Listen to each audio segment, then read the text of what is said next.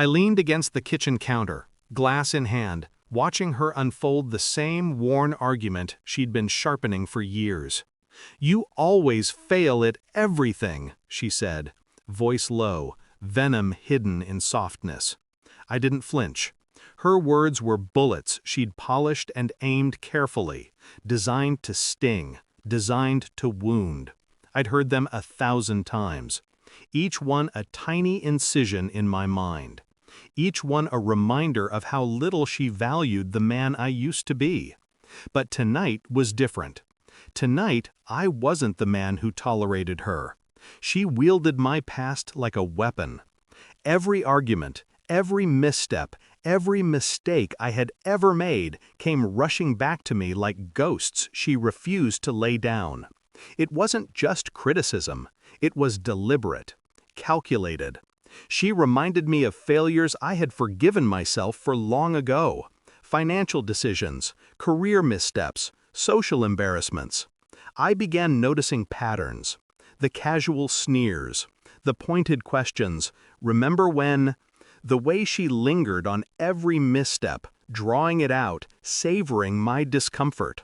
I tried ignoring it, tried laughing it off, tried pretending she was just frustrated.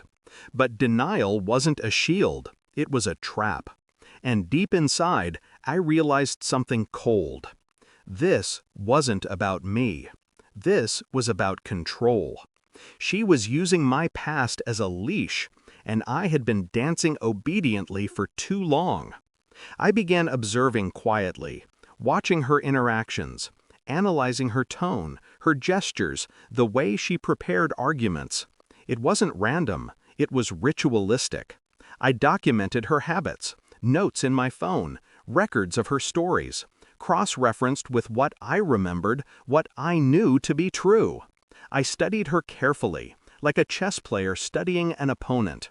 Every move predictable, every strategy transparent if you knew where to look.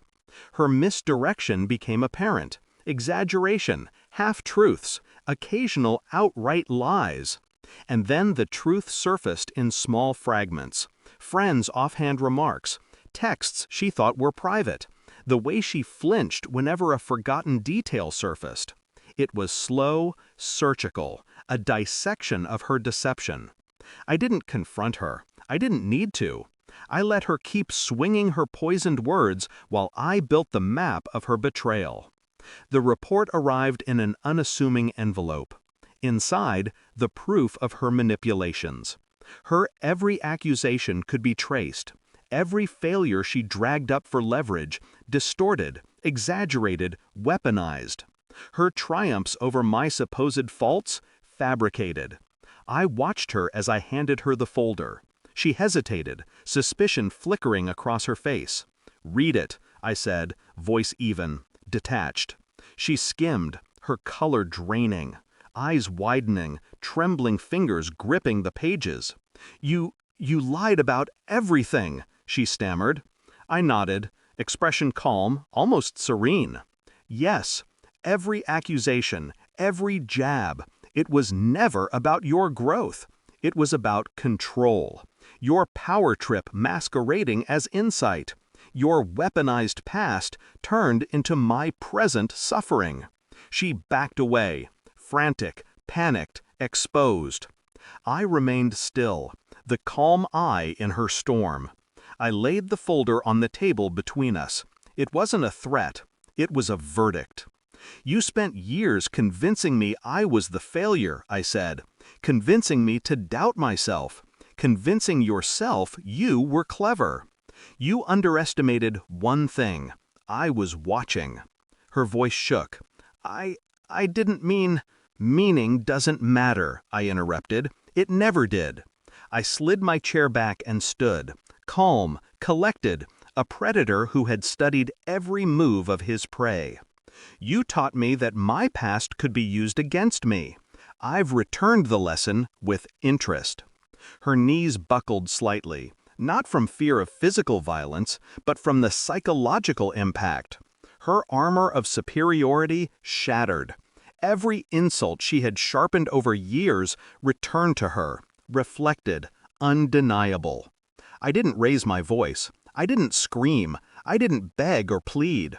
Silence carried more weight than words ever could. "I think you'll find the fool you miss," I said softly, "was never me." I walked toward the door. She remained frozen, her regrets heavier than the air she couldn't catch. The hallway was quiet, my footsteps echoing softly. Outside, the city moved on, oblivious to the storm I had left behind. I didn't look back. I didn't need to. There was no triumph in malice, no satisfaction in her broken composure, only clarity. Years of manipulation unraveled in a single, cold moment. I had reclaimed my mind, my dignity, my freedom. The last thing I felt wasn't joy. It wasn't hate. It was power. Silent, absolute, irrevocable. The door closed behind me, and I carried with me nothing but the truth. And the fool who once thought she was worth it no longer existed.